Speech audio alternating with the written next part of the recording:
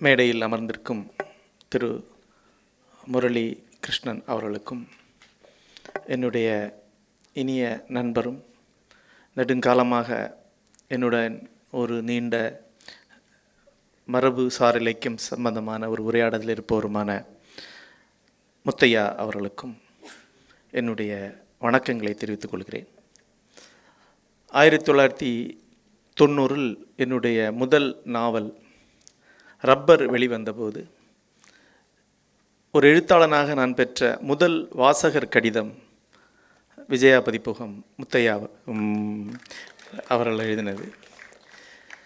அது எனக்கு அன்று அளித்த ஒரு பெரிய கொந்தளிப்பை இப்போது கூட நினைவு கூறுகிறேன். அதன் பிறகு அந்த நூலுக்கு வேலாயுதம் அவர்கள் கோவையில் ஒரு விமர்சன கூட்டம் ஏற்பாடு செய்தார்கள். ஒரு இளம் எழுத்தாளனுக்கு அது ஒரு பெரிய கௌரவம். அதன் பிறகு கிட்டத்தட்ட 25 ஆண்டுகளுக்கு பிறகு மாதவன் அவரிடம் பேசும்போது, நாங்கள் அவருக்கு ஒரு கூட்டம் ஏற்பாடு செய்தபோது தனக்கு ஏற்பாடு செய்யப்பட்ட முதல் வாசகர் கூட்டம் அது என்று அவர் சொன்னார். ஆகவே தமிழில் அது எவ்வளோ அரிதான ஒரு விஷயம் என்று நாம் புரிந்து கொள்ள வேண்டும். இந்த மேடையில் திரு வேலாயுதம் அவர்களுக்கு அளிக்கப்பட்ட இந்த கௌரவம் மிகுந்த மகிழ்ச்சி தெரிகிறது. அவருக்கு என்னுடைய வணக்கத்தையும் வாழ்த்துக்களையும் தெரிவித்துக் கொள்கிறேன். வழக்கமாக எந்த மேடையிலும் எனது பிரியத்திற்குரிய ஆசிரியர்கள் இவர்களிடம் ஒருவரிடம் தொடங்குவது என்னுடைய வழக்கம். இந்த மேடையில் ஒரு நினைவாக ஒரு பழைய நிகழ்ச்சி ஓடுகிறது. ஒரு முறை ரயிலில் ஒருவரை சந்தித்தேன். அவர் முனைவர் பட்டத்திற்கு பதிவு செய்திருந்தார். இந்த தமிழில் முனைவர் பட்டம் என்னென்ன தலைப்புகளில் எழுதப்படுகிறது என்பதை ஒருவாறாக பொதுவாக படித்து பார்த்தாலே கிட்டத்தட்ட ஒரு முழுநீள நகைச்சுவை திரைப்படம் பார்த்த ஒரு ஆனந்தம் ஏற்படும். நம்ப முடியாத தலைப்புகள்லாம் செய்திருக்கிறார்கள். இவர் என்னென்ன சொன்னார், நான் பிஹெச்டி பதிவு பண்ணியிருக்கேன் சார், ஆரம்பிக்க போகிறேன். என்ன தலைப்புங்க? சுந்தர் ராமசாமி படைப்புகளில் நாட்டார் வழக்காற்றியல் கூறுகள். கொஞ்ச நேரம் கழிஞ்சில் இன்னொரு இடம் சொல்லுங்கள். சுந்தர் ராமசாமி படைப்புகளில் நாட்டார் வழக்காற்றியல். நாட்டார் வழக்காற்றியல்னா ஃபோக்லோர் அவர் படைப்புகள் இல்லை. கொஞ்சம் கன்ஃபியூஷனாக இருக்குது. ஏங்க இந்த தலைப்பு எடுத்தீங்க? இல்லைங்க, பாளையங்கோட்டை நாட்டார் வழக்காற்றியல் துறையில் தான் எனக்கு இடம் கிடச்சிருக்கு, ஆகவே அது சம்மந்தமாக தான் செய்ய முடியும். சரி, அப்போ நான் இதை ஏன் பண்ணீங்க? இல்லை, இதில் தானே நான் எம்ஃபில் பண்ணியிருக்கேன். அப்போ ரெண்டும் இணைச்சிக்கிட்டேன். நான் ராமசாமிகிட்ட போய் சொன்னேன், சார் இப்படி ஒருத்தர் பண்ணுறார் சார், நினச்சே பார்க்க முடியல, என்னெந்த கண்டுபிடிப்பான் அப்படின்னார். அவள்லாம் ரொம்ப புத்திசாலிகள், பாரதிதாசன்லேயே கவிதையை கண்டுபிடிச்சிட்டாங்க அப்படின்னாரு. அவருக்கு பாரதிதாசனை பற்றியுள்ள கருத்து உங்களுக்கு தெரிந்தது. இந்த முனைவர் பட்ட ஆய்வுகள் தொடர்ந்து நம்ப முடியாத திசைகளில் சென்று கொண்டிருக்கின்றன. அதோடு சம்பந்தப்பட்ட இன்னொரு நினைவு, சிற்றிலக்கியங்களில் சமுதாய மாற்ற கூறுகள் என்று ஒரு முனைவர் பட்ட ஆய்வு பார்த்தேன். பார்த்தா 400 பக்கம் இருக்குது. ஆனால் தமிழ் சிற்றிலக்கியங்களில், சிற்றிலக்கியம் என்றால் குற்றால குறவஞ்சி, நந்தி கலம்பகம் போன்ற சிறு காவியங்களில் இந்த ஒட்டுமொத்த காவியத்தையும் அனைத்து வரிகளையும் ஆரம்பத்திலிருந்து கடைசி வரைக்கும் படித்தால் கூட சமூக மாற்றம் சம்பந்தமான ஒரு கருத்தை அதில் தேட முடியாது, கண்டுபிடிக்க முடியாது. அந்த ஆசிரியர் என்ன தான் எழுதியிருப்பார் அப்படி அந்த புத்தகத்தை நூலகத்திலேருந்து எடுத்து போய் புரட்டி பார்த்தேன். ரொம்ப ஆச்சரியமான புத்தகம். குற்றால குறவஞ்சி ஒடுக்கப்பட்ட மக்களுடைய எழுச்சியை முன்வைக்கிறது. பரவாயில்லையே, இது கொஞ்சம் புது கவனமாக இருக்கு. அப்போ யோசிச்சுக்கிட்டேன், அடுத்து எழுதுவாரோ நந்தி கலம்பகம், அறிவை தெரிவை பெருமளம் கொண்ட பெண்கள் வாசலோரம் நின்று நந்திவர்மன் போர்வதை பார்த்து ஏங்குவது என்பது பெண் உரிமையை முன்வைக்கிறதுன்னு சொல்வாரோன்னு பார்த்தா நம்பங்க, உண்மையிலே அப்படி தான் இருக்குது. அது பெண்ணிய கருத்து அப்படிங்கிறாரு. பெண் என்ற வார்த்தை வந்தாலும் அது பெண்ணியம் தானே. இதில் உள்ள ஒரு அபத்தம் என்ன? ஏன் சிரிக்கிறீங்கன்னா, சமூக மாற்றம் சம்பந்தமான கருத்துக்களை, சமூகம் மாறும் வேண்டும் என்ற நோக்கத்தோடு எழுதப்படும் எழுத்துக்களை நீங்கள் பழைய இலக்கியத்தில் தேட முடியாதுங்கிறது தான். பழைய இலக்கியத்துக்கு நவீன இலக்கியத்திற்கான வேறுபாடு என்ன அப்படின்ட்டு கேட்டால், இது ஒரு வரியில் சொல்லப்போனால், நவீன இலக்கியம் என்பது சமூக மாற்றத்தை நோக்கமாக கொண்டு எழுதப்படுவது. சமூக மாறுதல் சார்ந்த ஒரு எண்ணம், ஒரு கருத்து நவீன எழுத்தாளனுக்கு உண்டு. பழைய இலக்கியவாதிக்கு அந்த எண்ணம் இருக்காது. அப்படி தான் எழுதணுங்கிற ஐடியாவே அவர்கிட்ட இருக்காது. அதுவே அவருக்கு சொல்லப்பட்டிருக்காது. அந்த மரபில் அது கிடையாது. அதனுடைய நோக்கங்கள் வேறு. இந்த மாறுபாடு, இந்த வேறுபாடு தான் முக்கியமானது. நவீன இலக்கியத்தை கிரிட்டிக் ஆன் லைஃப் என்று சொல்லலாம். கிரிட்டிக் அல்ல, கிரிட்டிக் ஆன் லைஃப் என்று சொல்லலாம், அல்லது கிரிட்டிக் ஆன் சொசைட்டி என்று சொல்லலாம். ஏதோ ஒரு வகையில் ரொம்ப ஒரு பூடகமாகவோ உள்ளடங்கியோ எங்கோ ஒரு இடத்துல தான் வாழும் சமுதாயம் சார்ந்த ஒரு விமர்சன அம்சம் நவீன இலக்கியத்துடைய மாற்ற முடியாத கூறாக ஒளிந்திருக்கும். இந்த விமர்சன அம்சத்தை நீ குற்றால குறவஞ்சியில் பார்க்க முடியாது, மீனாட்சி அம்மை பிள்ளைத்தமிழில் பார்க்க முடியாது, மரபு இலக்கியங்கள் எதுலேயுமே பார்க்க முடியாது. மிக அரிதாக சில வரிகளை எடுத்துக்கொண்டு இதில் ஒரு விமர்சன அம்சம் இருக்குன்னு நீங்கள் சொல்லலாம், அல்லது சில சித்தரிப்புகளை ஒரு விமர்சனத்தோடு இந்த ஆசிரியர் முன்வைத்திருக்கிறார் என்று சொல்லலாம். ஆனால் அந்த படைப்புகளுடைய இயல்பில் அது இருக்காது. மரபிலக்கியத்துடைய சுவாரஸ்யங்கள், சுவை என்பது ஒன்று மொழி சுவை. மொழியை புதிய தளங்களுக்கு எடுத்து செல்லக்கூடிய ஒரு அம்சம் தொடர்ந்து மரபிலக்கியத்தில் இருக்கு. தமிழ் மொழியுடைய அல்லது எந்த ஒரு மொழியுடைய மிகச்சிறந்த வெளிப்பாடு மரபிலக்கியத்தில் இருக்கும். இரண்டாவதாக நாடகீய தன்மை என்று சொல்லக்கூடிய ட்ராமாட்டிக் குவாலிட்டி, அது பழைய இலக்கியங்கள் இருக்கும். இதற்கு அப்பால் அதனுடைய சாராம்சமாக இருக்கிறது விழுமியங்களை வலியுறுத்தும் தன்மை தான். வேல்யூஸை முன்வைக்கக்கூடிய தன்மை, வேல்யூஸை விளக்கி ஏற்க வைக்கக்கூடிய தன்மை இருக்கும். இப்படி சொல்லலாம், வேல்யூஸை முன்வைக்கக்கூடிய தன்மை ஒரு விதமான தந்தையுடைய தன்மைன்னு வைங்க, அது மரபிலக்கியத்தில் இருக்கும். அந்த மரபிலக்கியத்தை நோக்கி, தந்தையை நோக்கி அந்த விழுமியங்களை கேள்வி கேட்கக்கூடிய தன்மை, ஒரு மகனுடைய தன்மை நவீன இலக்கியத்தில் இருக்கும். இந்த வேறுபாடு தான் கண்ணுக்கு தெரிந்த ஒரு கோடாக பழைய இலக்கியம் புதிய இலக்கியம் என்று பிரிக்குது. பாரதியை அவர் காலகட்டத்தில் வாழ்ந்த ஒரு கவிராயரிடம் எப்படி பிரிக்குது? அவரை விட அவர் 10 வயசு கம்மியான ஒரு கவிராயர் இருப்பார், அவர் மரபிலக்கியம் சார்ந்தவராக இருப்பார். ஆனால் இவர் நவீன எழுத்தாளர். தன்னுடைய கவிதையை அவரே சொல்கிறார் நவ கவிதை அப்படிங்கிறார். ஏன்? அவருக்கும் அவர் காலத்தில் வாழ்ந்த மாம்பழ கவிசிங்கராயர் மாதிரி ஒருத்தருக்கு என்ன வேறுபாடு? அவர்களுக்கு இந்தியா பற்றி எந்த கற்பனையும் கிடையாது, தமிழகத்தை பற்றி எந்த கற்பனையும் கிடையாது, தமிழகத்தை எப்படி மாற்ற வேண்டும் என்கிற பற்றி எண்ணங்கள் எதுவுமே கிடையாது, ஒரு கனவு கிடையாது. அவர்கள் சின்ன மொழி சுவைகளை உருவாக்குறார், இரட்டுற மொழிதல், அந்த மாதிரியான சில அழகுகளை உருவாக்குறாங்க. ஒரு நல்ல படிமத்தை உருவாக்கினா அவங்க நிறைவேற்றி விடுகிறார்கள். ஒரு நல்ல அணி சொல்லப்பட்டால் பிரமாதமாக இருக்குது. அதற்கு மேலொரு கவிஞர் இருக்கும் என்றால் ஒரு சின்ன காவியத்தன்மை எழுதுவாங்க, ஒரு நாடக தருணத்தை உருவாக்குவான். இன்னும் பெரிய கவிஞன் என்றால் ஒரு குறிப்பிட்ட விழுமியத்தை கொண்டு வந்து சமூகம் முன்னாடி வைப்பான். ஆனால் இந்த சமூகத்தை விமர்சித்து மாற்றக்கூடிய தன்மை பழைய இலக்கியங்கள் இருக்காது. இந்த அம்சம் மிக முக்கியமாக மரபிலக்கியத்தையும் நவீன இலக்கியத்தையும் வேறுபடுத்துது.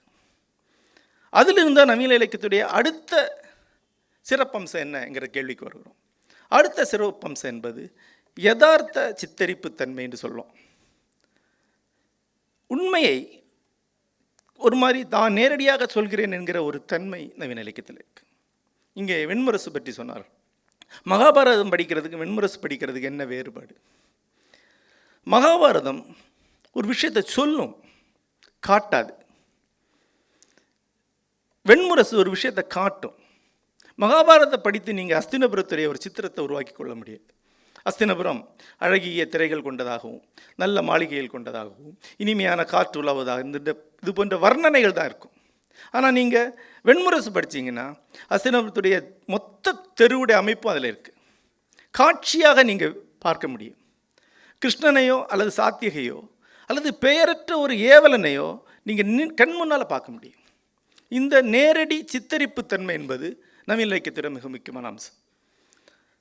இதுதான் இன்றைக்கு நாம் படிக்கும்போது பழைய இலக்கியத்திலிருந்து புதிய இலக்கியத்துக்கு வரக்கூடிய மாறுதலாக இருக்குது. கண்ணதில் அது நிகழுது, நீங்கள் தெரிந்து கொள்வதில்லை, நீங்கள் அதற்குள்ளே போய் வாழுறீங்க. ஒரு நவீன நாவல் படிப்பதற்கும் ஒரு காவியம் படிப்புக்குள்ள வித்தியாசம் என்ன? காவியம் படிக்கும்போது நீங்கள் வெளியே இருந்துக்கிட்டு அந்த கவிஞருடைய குரலை கேட்டு தெரிந்து கொள்கிறீர்கள். நாவல் படிக்கும்போது அந்த நாவலுடைய உள்ள ஒரு கதாபாத்திரமாக வாழ ஆரம்பிக்கிறீர்கள். இந்த வேறுபாடு பழைய இலக்கியத்துக்கும் புதிய இலக்கியத்துக்குமான மிக முக்கியமான விஷயம். நீங்கள் இப்போது படித்த ஒவ்வொன்றையும் நினைத்து பார்த்தால் தெரியும். பொன்னியின் செல்வன் என்பது தமிழில் அவ்வளவு பெரிய ஒரு அலையை ஏன் உருவாக்கிச்சு? அதன் பிறகு வந்த வாசகர்களுக்கு அந்த அலை இல்லை. ஆனால் அந்த காலத்தில் ஒரு பெரிய கனவு மாதிரி இருந்தது. ஏன்? அதற்கு முன்னால் சோழர்கள் காலத்தை பற்றிய செய்திகளை அவள் தெரிந்து கொள்ள முடியுமே ஒழிய சோழ காலத்தில் சென்று வாழக்கூடிய அனுபவம் கிடையாது. முதல் முறையாக கல்கி அதை கொடுக்குறார். வந்தியத்தேவன் கூட நீங்கள் வந்து உண்மையிலேயே வந்து கடம்பூருக்குள்ளே நுழையிறீங்க, உண்மையிலேயே வந்து நீங்கள் தஞ்சாவூருக்குள்ளே நுழையிறீங்க, உண்மையிலே இலங்கைக்கு செல்றீங்க, கடலில் மாட்டிக்கிறீங்க, உண்மையிலேயே ஒரு வாழ்க்கையை நிம்மதியாக பார்க்கக்கூடிய தன்மை, அதில் இறங்கி வாழக்கூடிய அம்சத்தை நவீன இலக்கியம் அளிக்கும். நீங்கள் ஒரு ஆசிரியர் இருந்து கேட்டு தெரிந்து கொள்ளக்கூடிய தன்மையை மரபிலக்கியத்திலிருந்து அளித்தீர்கள் என்றால் நீங்களே சென்று அதை அடையக்கூடிய அனுபவத்தை நவீன இலக்கியம் அளிக்குது. இந்த வேறுபாடு நவீன இலக்கியத்துடைய மிக முக்கியமான அம்சம். இதனால் தான் அந்த யதார்த்த சித்தரிப்பு என்பது நவீன இலக்கியத்தை பெருமளவுக்கு ஒரு பெரிய சித்தரிப்பாக மாற்றுது. நமக்கு பல விஷயங்கள் தெரியாத ஒன்று உண்டு. உதாரணமாக தமிழில் சிலப்பதிகாரத்தை நேரடி வெறும் டெக்ஸ்ட்டாக அடித்தா 20 அல்லது 25 பக்கங்களுக்கு தான் வரும். கம்பராமாயணத்தையே அப்படியே அச்சடித்தால் எத்தனை பக்கம் வரும்? 1000 பக்கங்களுக்கு வராது. 1000 பக்கங்களுக்குள்ள வரலாம், அவ்வளோதான். ஏன்னா இஸ்மாயில் அவர்கள் தொகுத்து கம்பன் கழகம் வெளியிட்ட கம்பராமாயணம் ஒரே புத்தகம்தான், டெக்ஸ்ட் மட்டும்தான். ஆனால் பொன்னியின் செல்வன் 4 வால்யூம் இருக்குது. ஏன் இவ்வளோ பெருசாகுது? ஏன்டா இது சுருக்கி சொல்லலை, உணர்த்த முயறலை, இது நிஜமாகவே காட்ட முயற்சிது. நீங்கள் உள்ளே போய் வாழ இருக்குது. அப்போ அது யதார்த்தத்தை அப்படியே பிரதிபலிக்கிறது. ஒரு கண்ணாடியுடைய ஆழம் என்பது அது எதை காட்டுதோ அதனுடைய ஆழம். கண்ணாடி பல கிலோமீட்டரை காட்ட முடியும். ஏன்னா அது உண்மையில் எப்படி இருக்கோ அவ்வளோ தூரம் இதுக்குள்ளே இருக்குது. அப்போ யதார்த்தத்தை சொல்ல ஆரம்பிக்கும் போது நிஜ வாழ்க்கையோட அவ்வளவு பிரம்மாண்டத்தையும் நவீன இலக்கியம் சொல்ல ஆரம்பிக்குது. ஆகவே தான் நம்ம வார் அண்ட் பீஸ் படிக்கும்போது ரஷ்யாவுடைய தெருக்கள், ரஷ்யாவுடைய சாலைகள், படைநகர்கள், வேறு வேறு பனிப்பொழிவு காலங்கள், அவங்களுடைய இராணுவ அணிவகுப்புகள், ஆடை ஆபரணங்கள், விருந்துகள், அதுக்குள்ளே ஒவ்வொருத்தருடைய குணாதிசயங்கள் அவ்வளோ அதுக்குள்ளே வந்துடுது. மிக அரிதாகத்தான் ஒரு காவியத்திலிருந்து நிஜ வாழ்க்கையுடைய முழு தகவலை எடுக்க முடியும். ஆனால் ஒரு நவீன இலக்கியத்திலிருந்து மொத்த தகவலை எடுக்க முடியும். திருப்பி வெண்முரசுக்கு வருகிறேன்.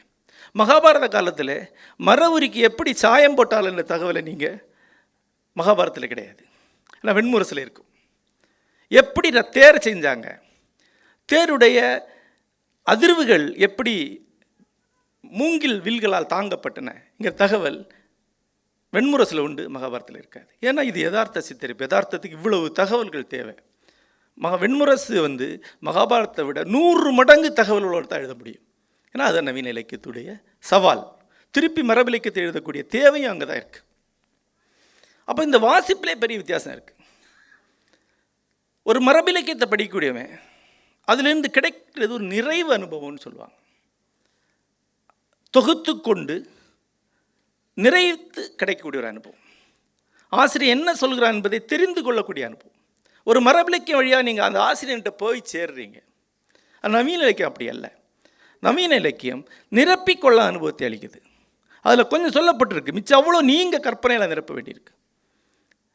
நவீன இலக்கியத்தை படிக்கக்கூடியவன் அந்த ஆசிரியன் என்ன சொல்கிறான் என்பதை சென்று அடைவதில்லை. மகாபாரதம் வழியாக நீங்கள் கிருஷ்ண தொய்பாயன வியாசனை சென்று அடையலாம். வெண்முரசு வழியாக என்ன வந்து அடைய முடியாது. நான் ரொம்ப சின்ன ஆள், அந்த நாவலுடைய ரொம்ப பின்னணியில் இருக்கக்கூடிய ஒரு ஆசிரியன் மட்டும்தான். நான் வந்து அதனுடைய கம்போசர் அல்ல, அதனுடைய ரிஷி அல்ல. நான் மனிதன், நான் பின்னால் நிற்கக்கூடிய ஆள். நீங்கள் என்னுடைய உள்ளத்திற்கு, என்னுடைய கற்பனைக்கு, என்னுடைய தரிசனத்துக்கு நீங்கள் வந்து சேரலை. மாறாக அதை படிக்கிற வழியாக நீங்கள் உங்களை கண்டடைய முடியும். ஒரு நவீன இலக்கியத்தை படிக்கிறவன் தன்னைத்தானே அதில் கண்டடைகிறான், தன்னைத்தானே அதை நிரப்பிக்கொள்கிறான். அதுதான் நவீன இலக்கியத்துக்கும் மரபு இலக்கியத்துக்குமான மிக முக்கியமான வேறுபாடு. இந்த வேறுபாடை முன்வைக்கும் பொருட்டு தான் இந்த யதார்த்த குணம்ங்கிற அம்சம் வந்திருக்கு.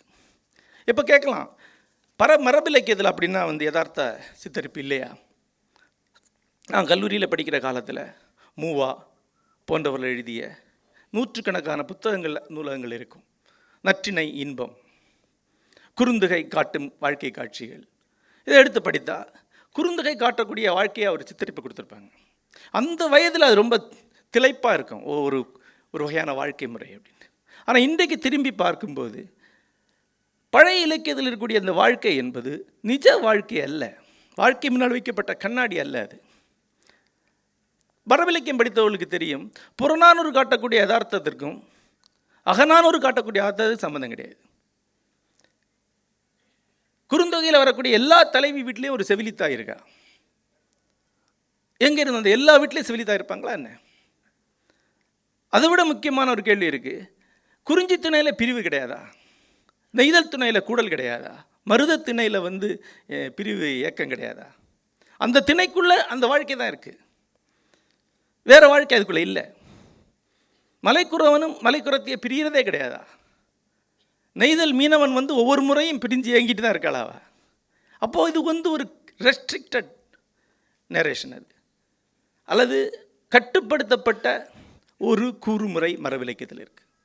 செயற்கையாக உருவாக்கப்பட்டதும் அனைவரால் ஏற்றுக்கொள்ளப்பட்டதுமான ஒரு வாழ்க்கை சித்திரத்தை வைத்து கொண்டு தான் நீங்கள் மேலே பேசணும். புது வாழ்க்கை சித்திரத்தை, நாவல்ட்டிக்கு மரபிலக்கியத்தில் பெரும்பாலும் இடமே கிடையாது, புதுமைக்கு அதுங்க இடம் கிடையாது.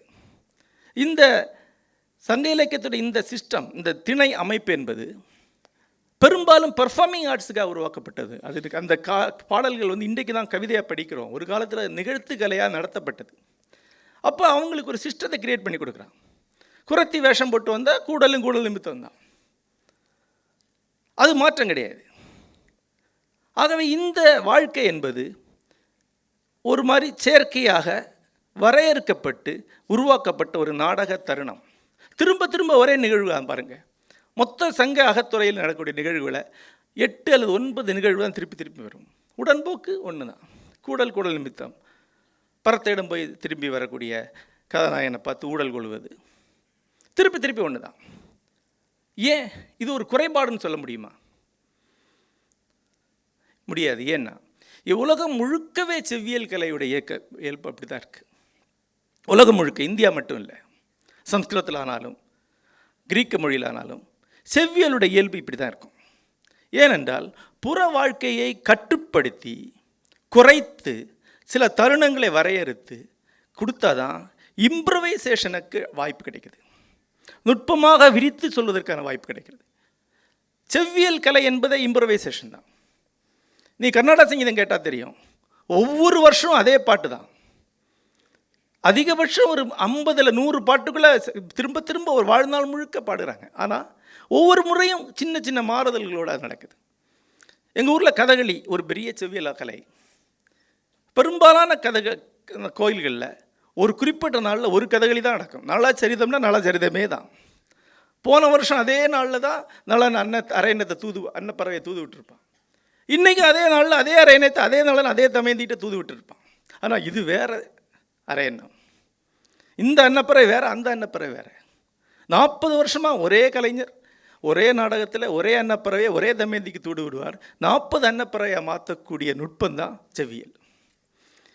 அப்போ இந்த சந்தர்ப்பத்தை நீங்கள் மாற்றக்கூடாது, நுட்பத்தை மட்டும் அட்டன் பண்ணு, என்ன புதுசாக பண்ணுறேன்னு காட்டு என்ற சவாலை அந்த செவ்வியல் கலைஞனுக்கு செவ்வியல் கலை அளிக்குது. புதுசாக எதுவுமே அதில் நிகழாது. ஆனால் நவீன இலக்கியம் அப்படி இல்லை. நவீன இலக்கியத்தில் நாவல்ட்டி என்பது மிக முக்கியமான ஒரு பண்பு. இதற்கு முன்னால் சொன்னதை நீங்கள் திருப்பி சொன்னீங்கன்னா, அதில் சின்ன வித்தியாசம் பண்ணிங்கன்னா நவீன இலக்கியத்துக்கு வேல்யூ கிடையாது. புதுசாக ஒரு உலகத்தை கொண்டு வா. புது இலக்கியத்துக்குடைய அடிப்படையாக அது இருந்தது. அதனால தான் நவீன இலக்கியம் வந்த உடனே இதுவரைக்கும் தமிழில் பேசப்படாத வாழ்க்கை உள்ள வர ஆரம்பிக்குது. புதுமைப்பித்தனுடைய கதைகள் வரும்போது செவ்வியல் கலைஞன் நினைத்து கூட பார்க்க முடியாத ஒரு வாழ்க்கை, ரிக்ஷாக்காரனுடைய வாழ்க்கை உள்ள வருது. இது வரைக்கும் யாருமே எழுதலை. அல்லது ஒரு தெருவோர விபச்சாரியோட வாழ்க்கை உள்ள வருது. நவீன இலக்கிய தமிழில் உருவாகி வந்த முதல் 25 வருடங்களுக்குள்ள 2000 வருடங்களில் தமிழில் ஒருபோதும் எழுதப்படாத நூற்றுக்கணக்கான வாழ்க்கையில் உள்ள வந்துருச்சு. ஏன்னா புதுமை வேணும். இன்றைக்கு கூட ஒரு படைப்புடைய முதன்மை தகுதியாக சொல்லக்கூடியது என்ன? ஆழிச்சு உலகுன்னு ஒரு நாவல் வந்திருக்கு. ஜோ டி குரூஸ் என்பவர் எழுதியது, சாகித்ய அகாடமி விருது பெற்ற நாவல். இந்த நாவலுடைய சிறப்பம்சம் என்னவென்றால், ஒரு மீனவரால், கடலுக்கு சென்று மீன்பிடித்த ஒரு மீனவரால் எழுதப்பட்ட புத்தகம் அது. அதற்கு முன்னால் நமக்கு நெய்தல் திணை இருக்கிறது. ஆனால் நெய்தல் திணையில் சென்று பார்த்தால் அதை எழுதியவர்களுடைய பெரும்பாலான பெயர்கள் கிழார் என்றெல்லாம் முடியும். அவர்களெல்லாம் வேளாளர்களை ஒழிய மீனவர்கள் கிடையாது. மீனவர்களுக்கு இருக்கக்கூடிய துணை பெயர்கள் கொண்ட ஒரு கவிஞனுடைய பெயர் கூட சங்க இலக்கியத்தில் கிடையாது. இது ஒரு சின்ன நுட்பத்தை நீங்கள் பார்த்தா தெரியும். சங்க இலக்கியத்தில் மருத திணையிலையோ குறிஞ்சி திணையிலையோ முல்லை திணையிலையோ டீட்டெயில்ஸ் ரொம்ப சரியாக இருக்கும்.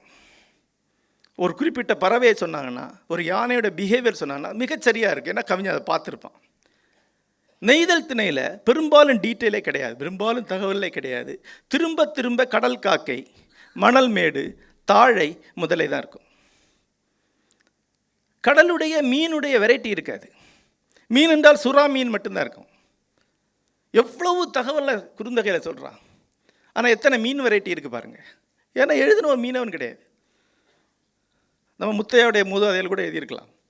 கடலோரம் தான் அவங்களுடைய ஊர். என்ன நடக்குது என்றால், அவருடைய வாழ்க்கையை அவர்கள் எழுதும்போது வரக்கூடிய ஒரு அழகு இருக்குது. அது ஜோடி குருஸ் வரும்போது நடக்குது. ஒரு சுறா மீன் 10 அடி ஆழத்தில் இருக்குது. அதற்கு நேர் மேலே கட்டுமரம் நிற்குது. கீழே பார்த்தா அதனுடைய கண்ணு மட்டும்தான் தெரியுங்கிற ஒரு தகவல் மீன் பிடிக்க போன ஒருத்தர் எழுதும்போது நமக்கு தெரிய வருது. கண்ணு மட்டும்தான் தெரியும், அதுக்கு மேலே உள்ள வரிகளும் தெரியும். ஏன்னா அதுவும் தண்ணியில் கரைந்து போகக்கூடிய வண்ணம் கொண்டது மீன்.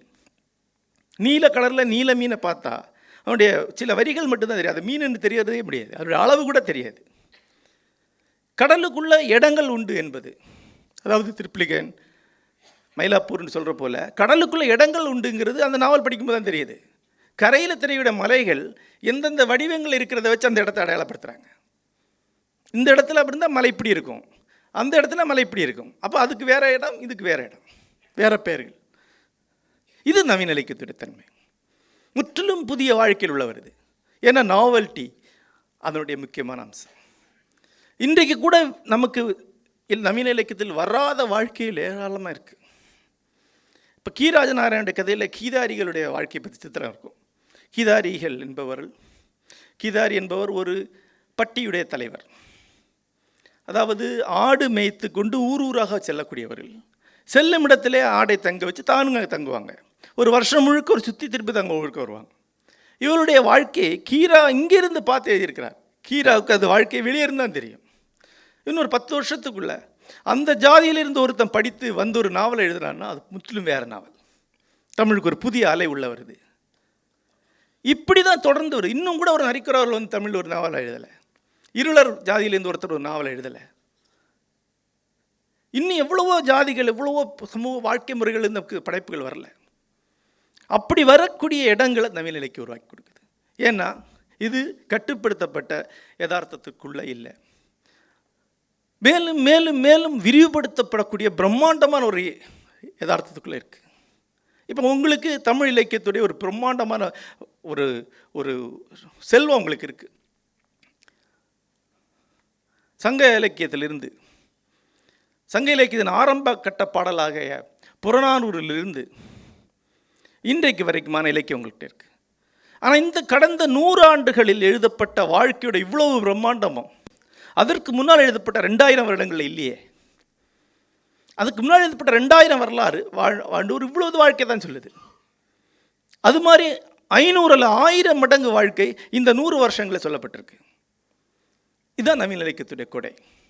ஏன்னா இது உள்ளது உள்ளபடி யதார்த்தமாக சொல்ல வேண்டிய ஒரு சவாலை தான் ஏற்றுக்கொண்டிருக்கிறது. சமூக விமர்சன தன்மையை கொண்டிருக்கு. இந்த யதார்த்தவாதம் ஏன் இருக்குன்னாலே உள்ளது உள்ளபடி காட்டி தன்னுடைய விமர்சனத்தை அதில் ஆசிரியர் முன்வைக்க வேண்டும் என்பதற்காக தான். இந்த வேறுபாடை புரிந்து கொள்ளாத பேராசிரியர்கள் நிறைந்திருக்கக்கூடியது நம்முடைய கல்லூரிகள். திரும்ப திரும்ப ரெண்டையும் குழப்பி வகுப்பெடுப்பாங்க.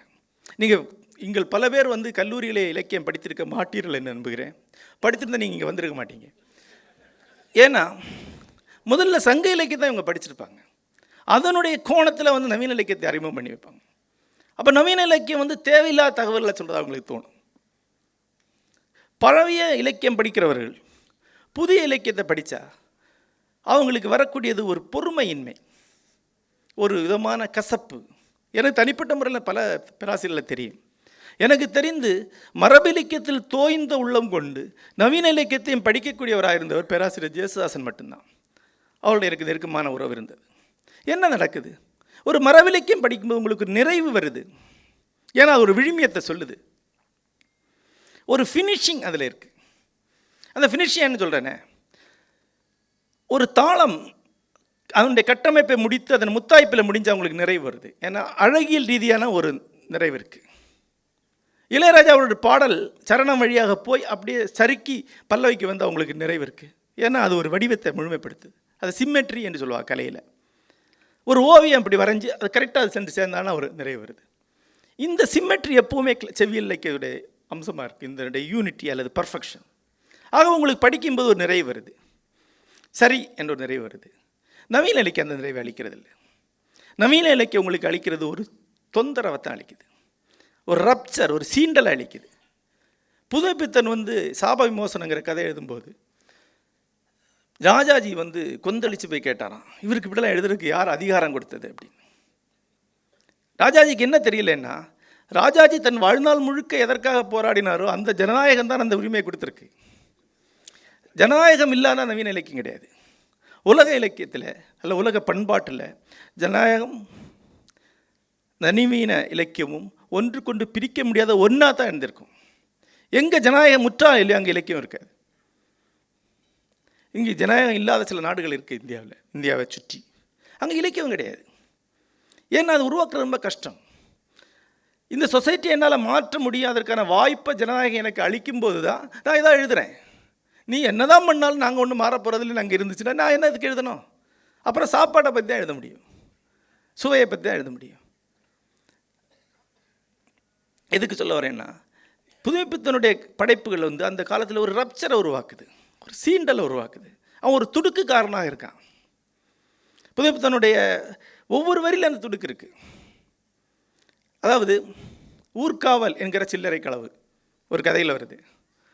ஊர்காவல் என்கிற சில்லறை களவு, விவசாயம் என்கிற சோம்பல் பயிற்சி, இப்படி ஒரு சரசரசன்னு ஒரு வரி வருது. இது இந்த படிக்கும்போதே வந்து ஒரு மரபான மனம் உள்ளவருக்கு என்ன ரொம்ப பேசுகிறானே அப்படின்னு தோணுது. ஆனால் யோசித்து பாருங்கள், அது அது புதுமைப்பித்தனாக இருந்தாலும் சரி, அதுக்கு முன்னாடி பாரதியாக இருந்தாலும் சரி, அதன் பிறகு வந்து சுந்தரராமசாமியாக இருந்தாலும் சரி, கடைசி ஜெயகாந்தனாக இருந்தாலும் சரி, அது என் வரைக்கும் வந்தாலும் சரி, அவங்க காலகட்டத்தில் வாழ்க்கை எல்லா நவீன எழுத்தாளர்களும் அவங்களுடைய சூழ்ந்திருந்த சமுதாயத்தை டிஸ்டர்ப் தான் பண்ணியிருக்காங்க, அவளை எரிச்சல் தான் ஊட்டியிருக்காங்க. அவன் விரும்பக்கூடிய ஒரு விஷயத்தை சொன்னதில்லை. ஒரு மரபிலக்கியம் பேசக்கூடிய அவையில் இருக்கக்கூடிய சந்தோஷம் நவீன இலக்கிய இதில் இல்லை. ஒரு விதமான நிலைகுலைவை அது உருவாக்குது, உங்களை தொந்தரவு பண்ணுது, சங்கடமூட்டக்கூடிய கேள்விகளை கேட்குது, நீங்கள் பார்க்க விரும்பாத சில விஷயங்களை காட்டுது. ஜெயகாந்தனுடைய புகழ்பெற்ற வரி இருக்குது, உள்ளதை சொல்கிறேன். அவர் எழுதின பாடல் அது. அந்த நிலை, அந்த படம் சில நேரங்களில் சில மனிதர்கள், அந்த படத்தில் அந்த பாடல் வருகிறது. அதில் நீங்கள் விரும்புகிறது இல்லைன்னா அது எந்த குற்றம் கிடையாது அப்படிங்கிறார். அது புதுமைப்பித்தன் சொல்லியிருக்கிறார். நீ என்னுடைய கதைகள் உலகத்தை புனருத்தாரணம் பண்ணி ஸ்தாபனம் பண்ணிட்டு போகிறதுக்காக இல்லை, நான் செத்து போனவர் யாரும் எனக்கு சிலையும் வைக்க வேண்டாம் அப்படிங்கிறார். அப்போ நாம் இங்கே இன்றைக்கி வந்து பாரதியாரை கிட்டத்தட்ட ஒரு ஐக்கனா, ஒரு திருவுருவமாக மாற்றி பாரதியார் அந்த வட்டியில் கொண்டு சேர்த்துருக்கோம்.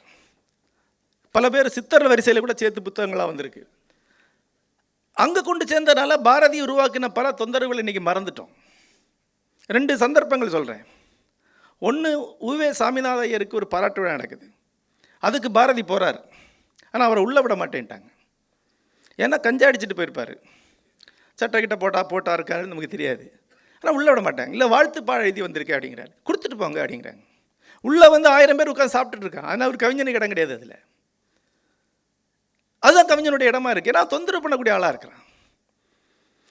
சாதாரணமாக பாரதியுடைய சாதாரணமான நகைச்சுவைகள் பிரச்சனை உருவாக்கி இருக்குது இன்றைக்கு தெரியும். அது வாரா எழுதியிருக்கிறார். ஒரு ஞான ரதத்தில் ஒரு பகுதி வருது. கடற்கரைக்கு வாக்கிங் போனார் பாரதி. போகும்போது கொஞ்சம் ஒரு வக்கீல் சமூகம் 4 பேர் வராங்க. பாரதி வந்து ஒரு கடையில் ஒதுங்கி நிற்கிறார். அப்புறம் அவங்கள்ட்ட சொல்கிறார், மழை கழுத்து வருது, கடற்கரைக்கு வேணால் நனைஞ்சிருவோம் அப்படின்னு சொல்கிறார். அவங்க சொல்கிறாங்க, இல்லை நாங்கள் வரும்போது பஞ்சாங்கத்தை பார்த்துட்டோம், மழை இல்லைன்னு போட்டிருக்கு, அதனால் மழை வராது சொல்லிட்டு அவங்க போகிறாங்க. சிறிது நேரம் கழிந்து அவர்கள் திரும்பி வந்தார்கள். 4 பேரும் ஊறுகாய் பருவத்தில் இருந்தார் அப்படிங்கிறார் அவர். இது வந்து இந்த சாதாரணமான நகைச்சுவை அன்றைக்கி சீண்டி இருக்குது ஜனங்களை. அப்புறம் நீ பஞ்சாங்கத்தை குறை சொல்கிறதுங்கிறது இன்றைக்கி சாதாரண விஷயம். ஆனால் பாரதி காலத்தில் அது பெரிய சீண்டல். இன்றைக்கு பாரதியை படிக்கும்போது இவர் அவ்வளோ பாப்புலராக அன்றைக்கி இல்லாமல் இருந்தனால தான் அடி வாங்காமல் விட்டுருக்காங்கிற எண்ணம் தான் வருது. மிக அதிகமாக ஜெயகாந்தன் திட்டு வாங்கிறார், உங்களுக்கு எல்லாம் தெரியும். இன்றைக்கு ஒரு 50 வயதுக்கு மேலானவர்களுக்கு அக்னி பிரவேசம் கதை வெளிவந்த போது அன்றைக்கு இருந்த கொந்தளிப்பு, அல்லது சுயதரிசனம் வெளிவந்த போது வந்த கொந்தளிப்பு, அதுக்கு அவர் அளித்த பதில்கள், இதெல்லாம் இன்றைக்கு வரலாற்றுடைய பகுதியாக இருக்குது. இன்னும் நாளைக்கு ஒரு எழுத்தாளன் வருவான், அன்றைக்குள்ள சமுதாயத்தை அவன் சீண்டுவான், அவங்கள தொந்தரவு செய்ய வைப்பான். இந்த திமிர், இந்த சீண்டல், இது நவீன இலக்கியத்துடைய அடிப்படையான விஷயம். ஏன் எங்கிருந்து இது வருது என்று பார்த்தால், நேற்றைக்கு இருக்கக்கூடிய கவிஞன் மரபு என்கிற ஒரு பெரிய ஒரு கட்டுமானத்துடைய ஒரு பகுதியாக இருக்கான். கம்பன் அந்த ஸ்ட்ரக்சருடைய ஒரு பகுதி. ஜெயகாந்தன் ஏற்கனவே இருக்கக்கூடிய ஸ்ட்ரக்சருக்கு நேர் எதிரில் இருக்கக்கூடிய ஒருத்தர். அவர் சொல்லுவார், ஜெயகாந்தன் சொல்லும்போது பேடையில் சொல்கிறாரு, நான் திருமூலருக்கும் தாயுமானவருக்கும் வாரிசு என்று சொல்வார் அவர். ஆமாம், ஆனால் அதே டைமில் அவர் காலகட்டத்தில் அவர் எதிரி தான். அவர் காலகட்டத்தில் பேசியிருந்த அனைத்து விஷயத்துக்கும் மேலெதிரான ஒருவராக இருந்தார். அந்த சீண்டல் காரணமாக அவர் தொடர்ந்து வசைபாடப்பட்டார், திட்டப்பட்டார். தொடர்ந்து எழுத்தை என்னைக்கு நிறுத்தினாரோ அதோட பிதாமகனாக கொண்டாடப்பட்டார். அதுக்காக காத்திருந்தார் மாதிரி. அப்போ நான் என்கிட்ட நிறைய பேர் திட்டுமான்னு சொல்லுவேன், இல்லைங்க நான் 15 வருஷம் நிப்பாட்டிடுவேன், அதுக்கப்புறம் நீங்கள் என்ன கொண்டாடுவீங்க அப்படின்னு. இதுதான் நவீன இலக்கியத்துடைய அடுத்த அம்சம். இதில் இருக்கக்கூடிய அடுத்த முக்கியமான கூரை நான் சுட்டி காட்ட விரும்புகிறேன். அது என்னது என்றால் தனி மனித பார்வைங்கிறது. ஏன் இவன் சீன்றான்? இவர் ராஜாஜி கேட்குறாரு இல்லையா, நீ இவன் யார் அப்படின்னு கேட்குறாரு இல்லையா. இவன் ஒரு தனி மனிதனாக இருக்கான், தன்னுடைய அபிப்பிராயத்தை சொல்கிறான், தன்னுடைய கருத்தை தனி மனிதனாக நின்று முன்வைக்கிறான், தன்னை முன்வைக்கிறான். நவீன எழுத்தாளன் தன்னை முன்வைக்கிறான். முந்தைய எழுத்தாளரில் பார்த்தீங்கன்னா அவங்களுக்கு அப்படி தெளிவாக திட்டவிட்டமான ஒரு அடையாளம் கிடையாது, ஒரு பர்சனாலிட்டி அவங்களுக்கு கிடையாது. பழைய கவிஞர்களுக்கு இன்றைக்கு இருக்கக்கூடிய ஆளுமை அனைத்துமே நீங்கள் எழுதி உருவாக்கின ஆளுமை. திருவள்ளுவரை பற்றி உங்களுக்கு என்ன தெரியும்? கம்பனை பற்றி என்ன தெரியும்? கடைசியாக வந்த கவிஞர்கள் வைக்கும் உமர் புலவரை பற்றி நமக்கு என்ன தெரியும்? ஒன்றும் தெரியும், ஒரு சின்ன வரலாற்று குறிப்பு தான். ஆனால் நவீன எழுத்தாளனை பற்றி எல்லாமே தெரியும். ஜெயகாந்தனுக்கு 2 மனைவின்னு தெரியாத வாசகனே கிடையாது. அவனுடைய சொந்த வாழ்க்கையை தான் அவன் கொண்டு முன்வைக்கிறான். T.S. Eliot சொல்கிறார், தன்னுடைய கெடாவர், தன்னுடைய சடலத்தை அவன் முன்வைக்கிறான், போஸ்ட்மார்ட்டத்துக்கு முன்வைக்கிறான். ஒரு தனி மனிதன் தன்னை முன்வைக்கிறான், வரலாற்று முன்னாடி கொண்டு வந்து முன்வைக்கிறான். அப்படி தன்னை வரலாற்றுக்கு முன்னாடி கொண்டு வந்த முதல் எழுத்தாளன், முதல் நவீன எழுத்தாளன் பாரதி தான். எப்படி அவனுடைய எழுத்த தெரியுமோ அதே அளவுக்கு அவனையும் நமக்கு தெரியும். எந்த அளவுக்கு அவனுடைய கவிதைகளை பற்றி எழுதப்பட்டிருக்கு அதே அளவுக்கு அவனை பற்றி எழுதப்பட்டிருக்கு. இந்த தனி மனித அம்சம் நவீன இலக்கியத்தை பழைய இலக்கியத்திலிருந்து பெரிதும் வேறுபடுத்தி காட்டுது. இதுதான் கடந்த 100 ஆண்டுகளில் உலக இலக்கியம் 2ஆக பிரிந்ததுன்னு வரலாறு. திருப்பி சொல்லணும்னா, 1 சமூக விமர்சனத்தன்மை, 2 நேர்காட்சி யதார்த்தவாத சித்தரிப்பு, 3 அதிலிருந்து வரக்கூடிய சீண்டும் தன்மை அல்லது விமர்சனத்தன்மை. அந்த சீண்டுத்தன்மைக்கு காரணமாக இருக்கக்கூடிய தனி மனித நோக்கு. இது 4ஆல் உருவாக்கப்பட்டது தான் தமிழ் இலக்கியம் அல்லது நவீன இலக்கியம். நவீன இலக்கியத்தில் பல்வேறு விதமான படைப்பாளி இருக்கிறாங்க. மௌனி இருக்காருன்னா புதுமைப்பித்தன் இந்த பக்கம் இருக்கிறார். அவங்களுக்குள்ள பொது அம்சங்கள் பெரும்பாலும் கிடையாது. ஆனாலும் இந்த பொது அம்சத்தை நீ கண்டுபிடிக்க முடியும். இதிலிருந்து அடுத்த கட்டத்துக்கு வரேன். மரபு இலக்கியத்தையே இப்போ சொல்லும்போது ஒரு வசதிக்காக நான் பொதுவாக அப்படி சொல்கிறேன், பொதுவாக சொல்கிறேன். இந்த இடத்துல மரபு இலக்கியத்தை பற்றி மட்டும்தான் நான் பேசுகிறதா இருந்தால் அதுக்குள்ளே இருக்கக்கூடிய பிரிவினைகளை பற்றி தான் சொல்லுவேன். ஒரு குறிப்பாக மட்டும் சொல்லிட்டு அடுத்தது போல நினைக்கிறேன். குறிப்பாக மரபு இலக்கியத்தை ஒட்டுமொத்த மரபு இலக்கியம் இப்படி சொன்னால் கூட தமிழ் மரபு இலக்கியத்தை 3 பெரும்பகுதியில் பிரிக்கலாம். 1 தத்துவத்திற்கு முந்தின காலகட்டம், தத்துவ சிந்தனைகள் வலுவாக உள்நுழைவதற்கு முன்னால் எழுதப்பட்ட கவிதைகள். உலக இலக்கியம் முழுக்க அது உண்டு.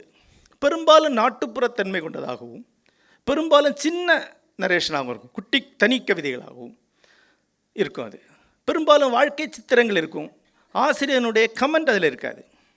சங்க இலக்கியம் தத்துவத்திற்கு முந்தின காலகட்டத்தை சேர்ந்தது. தத்துவம் உள்ள வழிந்த பிறகு பெருங்காவியங்கள் உருவாகுது. ஏன் இவ்வளோ காவியத்தை உருவாக்குன்னா அவன் ஒரு விழுமியத்தை நிலைநாட்ட விரும்புகிறான்.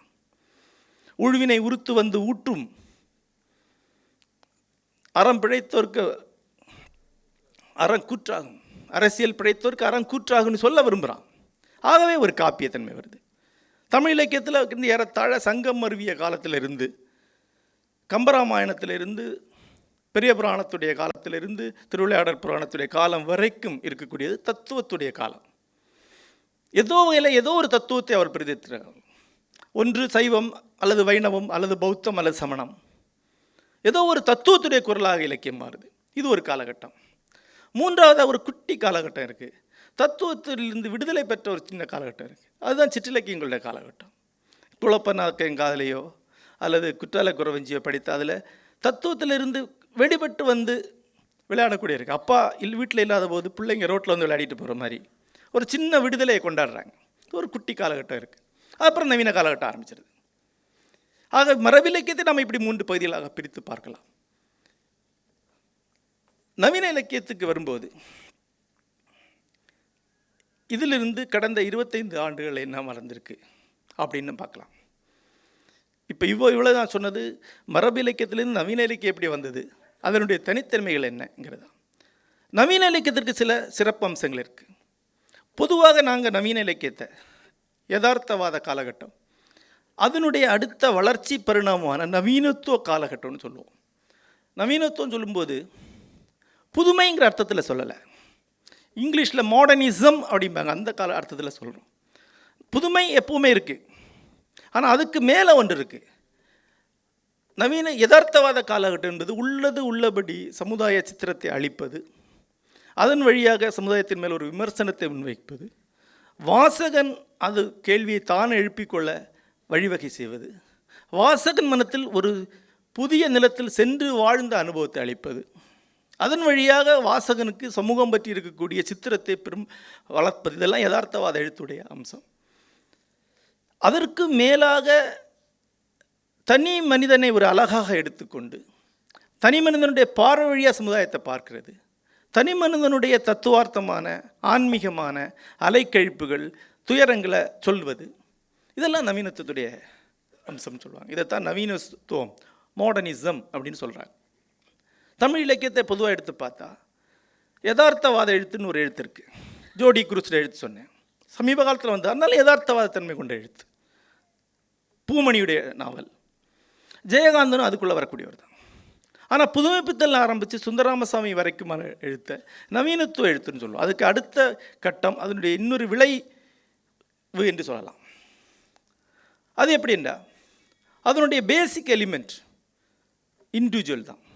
நீங்கள் புதுமைப்பித்தன் எடுத்து பார்த்தா புதுமைப்பித்தனுடைய ப்ரெசன்ஸ் இல்லாத கதையே கிடையாது.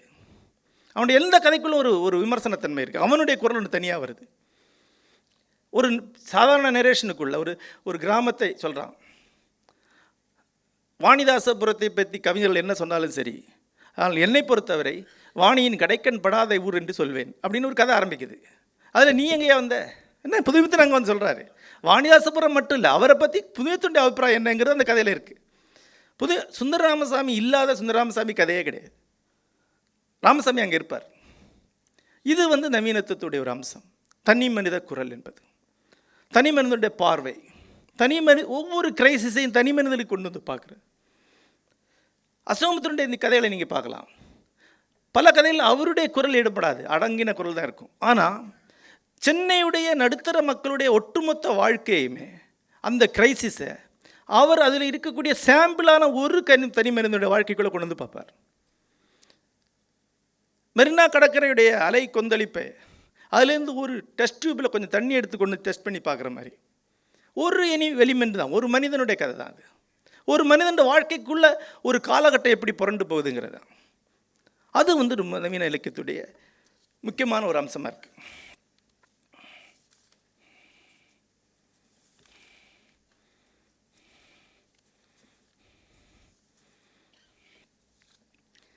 இன்னொன்று, ஒரு கட்டத்தில் தமிழ் இலக்கியம் வந்து விமர்சன தன்மையை அடையுது நவீன இலக்கியம். ஆனால் ஒரு 50 ஆண்டுகள் கடந்து வரும்போது விமர்சனம் மட்டுமே வைக்கக்கூடிய ஒன்றாக அது மாறுது. நவீன இலக்கியம் என்ற ஒரு வகையான விமர்சனம் மட்டும்தான். விமர்சனத்துக்கு அப்பால் ஒரு விஷனை முன்வைக்கக்கூடிய, ஒரு தரிசனத்தை முன்வைக்கக்கூடிய தன்மையே நவீனத்துவ இலக்கியம் எழுந்து வருது. அல்லது இல்லை, அந்த அம்சம் அதுக்கு இல்லை, அந்த சவாலை அதை ஏற்றுக்கொள்ளலை. டால்ஸ்டாயை படிக்கும்போது அவர் ஒரு யதார்த்தத்தை உருவாக்குறாரு, ஆனால் மனிதகுலம் முழுமையும் சென்று சேர வேண்டிய ஒரு கனவையும் முன்வைக்கிறார் போரும் அமைதியில். விக்டர் யூகோவை படிக்கும்போது ஒரு பெரிய லட்சியவாத கனவையை முன்வைக்கிறார், ஆனால் சுந்தரராமசாமியிலே அசோகமுத்துல நீங்கள் அதை பார்க்க முடியாது. அவங்க வாழ்ந்த காலகட்டம், அது வரைக்குமான காலகட்டம், அது வரைக்குமான சிந்தனைகள் மேலே அவங்க முன்வைக்கக்கூடிய விமர்சனத்தை மட்டும்தான் நீங்கள் அதில் பார்க்க முடியும். ஆகவே முதல் அம்சம் தனி மனித நோக்குன்னா, ரெண்டாவது அந்த தனி மனிதனுடைய விமர்சனம் மட்டுமே அடங்கியதாக அது இருக்குது. இதுதான் நவீனத்துவ இலக்கியத்துடைய ஒரு ஸ்பெஷாலிட்டி, ஒரு குணாதிசயமாக இருக்குது. ஆகவே என்ன ஆகுதுன்னா, நவீன இலக்கியம் ஒரு பெரிய பண்பாட்டு சித்தரிப்பில் ஒரு தனியாக அவங்க மட்டுமே பேசிட்டு ஒரு சின்ன உலகமாக மாறுது. லிட்டரலாக இதை நான் பார்த்துருக்கேன். 86 குற்றாலத்தில் ஒரு இலக்கிய கூட்டம் நடக்குது. அந்த கூட்டத்துக்கு நான் போகிறேன் முதன்முறையாக. முன்னே போனால் சின்னதாக ஒரு ஹால், அந்த கதவுகள்லாம் அடைச்சிருக்கு. அந்த கதவை திறந்தா உள்ள பும்னு ஒரு சவுண்டு, உள்ள ஒரு 70-80 பேர் நெருக்கி அடித்து உட்காந்து பேசிகிட்டு இருக்காங்க. நானும் உட்காந்து பேசுகிறேன். அப்புறம் கொஞ்ச நேரம் கழிஞ்சு கதை திறந்து யூரின் அடிக்கிறதுக்கோ வெளியே வந்தேன். வெளியே வந்தால் குற்றாலம் வேற ஒரு உலகத்தில் இயங்கிட்டு இருக்கு. குளிச்சுட்டு இருக்காங்க, போயிட்டு இருக்காங்க, வந்துட்டு இருக்காங்க. இங்கே ஒரு 70 பேர் ஒரு அறைக்குள்ளே உட்காந்து சிகரெட் போயோட பேசிட்டு இருக்காங்கல்ல, இதுக்கு அவங்களுக்கு எந்த சம்மந்தம் கிடையாது. இது ஒரு ரகசிய குழு மாதிரி. அந்த காலத்தில் காபாலிகர்கள், காளாமுகர்கள் மாதிரியான இந்த சைவ புறச்சமயவாதிகள் இருந்தாங்கல்ல, அதே மாதிரி இப்போ இன்னொரு காபாலிகர்கள், காளாமர்கள், இவர்கள் கொஞ்சம் பேர் மண்டையோட்ட கையில் வச்சு கூட இருக்காங்க. இந்த மாதிரி ஒரு சின்ன குறுங்குழுத்தன்மை இந்த நவீன இலக்கியத்தில் உருவாகுது. நீங்கள் இதுக்குள்ளே முதல்ல ஞானஸ்நானத்தை அடையணும். சுந்தரராமசாமி சொல்லலாம், இல்லை பரவாயில்ல நவீன எழுத்துக்கத்தில் வந்துட்டீங்க. அப்படியா சார், வந்துட்டீங்கன்னா அதுக்கப்புறம் அசோகமுத்திரன்ட்ட போய் ஞானஸ்நானம் வாங்கிக்கலாம், இல்லை தேவதச்சன்ட்ட வாங்கிக்கலாம், ஞானகுத்தன்ட்ட வாங்கிக்கலாம், யாராவது ஒருத்தரை நீங்கள் வாங்கிக்கணும். அப்புறம் நீங்கள் ரொம்ப ரொம்ப விசுவாசமாக அதை படிக்கணும்.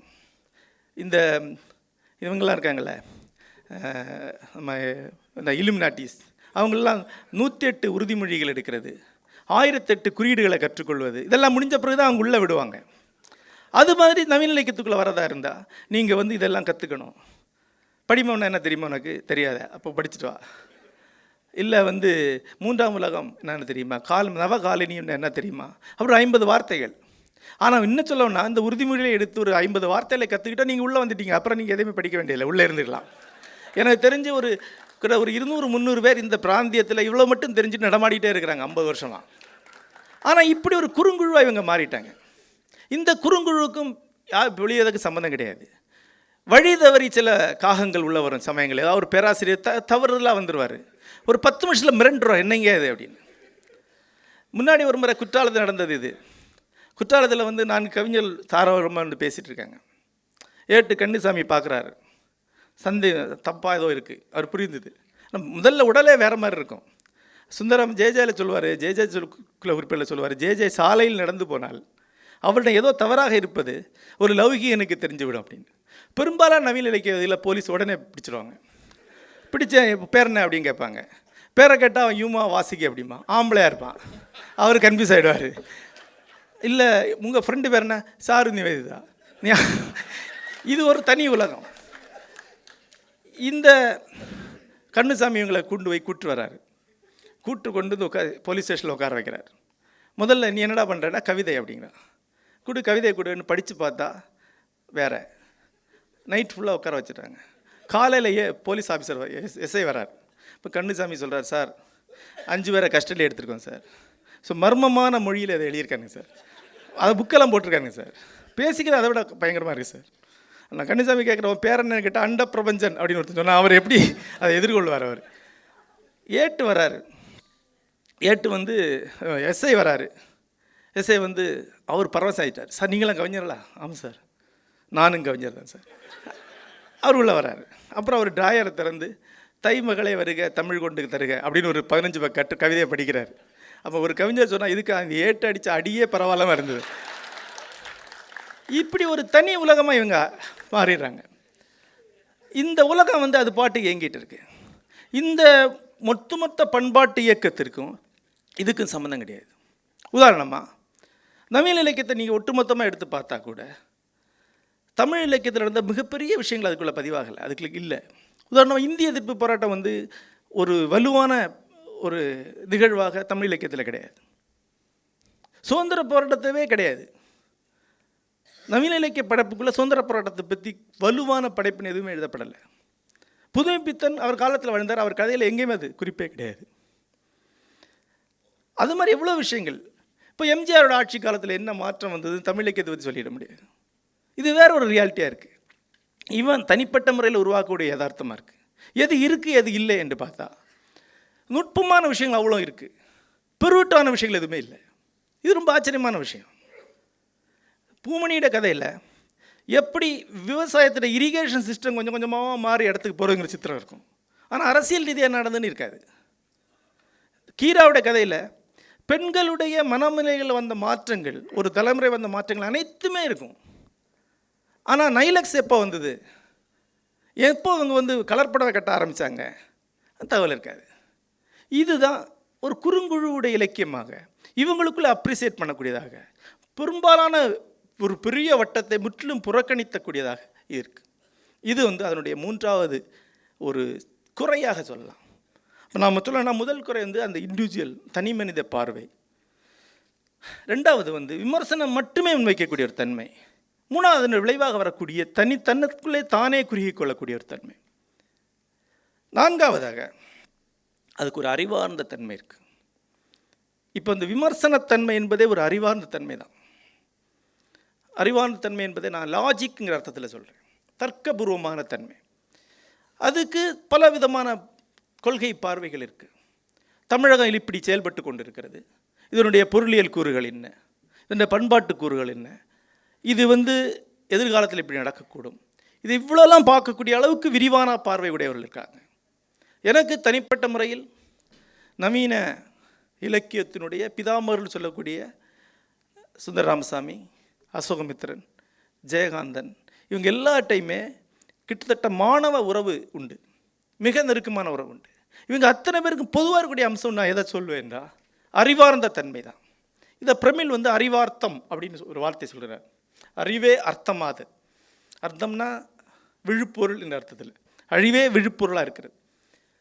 அந்த அறிவுத்தன்மை என்பது ஒரு பெரிய ப்ளஸ் பாயிண்ட், அதில் சந்தேகமே கிடையாது.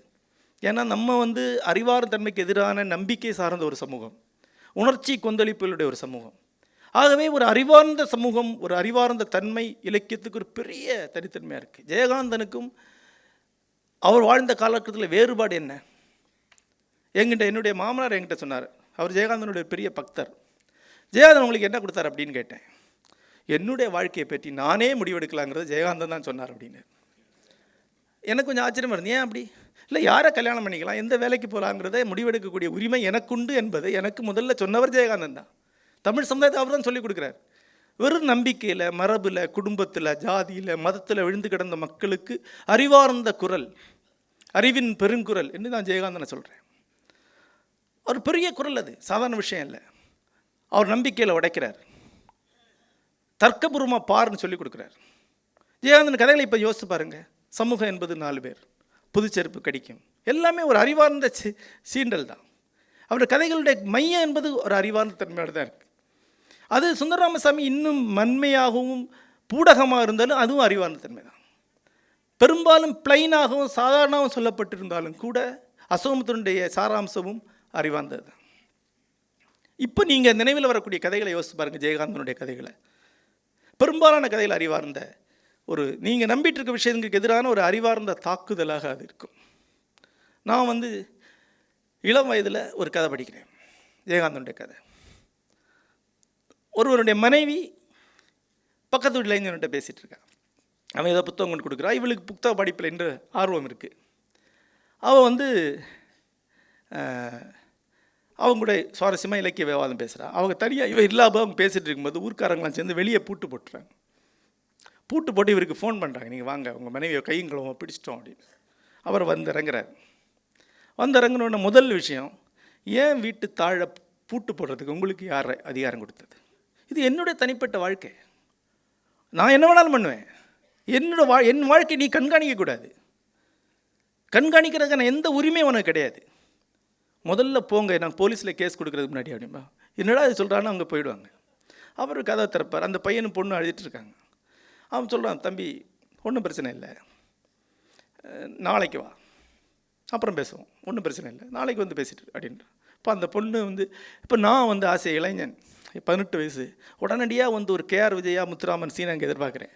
அந்த பொண்ணாழ இவன் காப்ப. அவன் சொல்கிறான், இன்னும் வேலை இட்ட பயக்க, ஒருத்தனுடைய தன்னம்பி மனைவி மேல உள்ள நம்பிக்கை அவன் தான் உருவாக்கணுமே ஒழிய இவனை நம்பி உருவாக்கக்கூடாது, இவனை நம்பி நான் வாழவும் கூடாது. ஒருத்தனுடைய வாழ்க்கை அவனு தான்.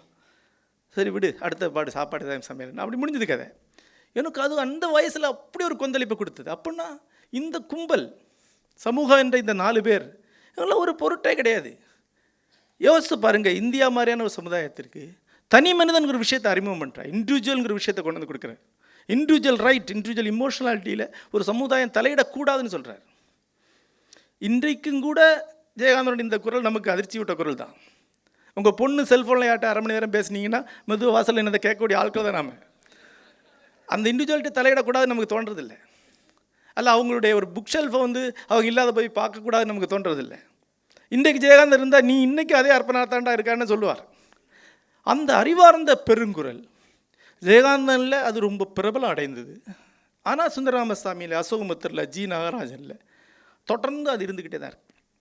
ஜி நாகராஜன் ஒரு கொட்டேஷன் இருக்குது, மனிதர்களுக்கிடையே இருக்க வேண்டியது அன்பு அல்ல, மரியாதை மட்டும்தான் அப்படிங்கிற.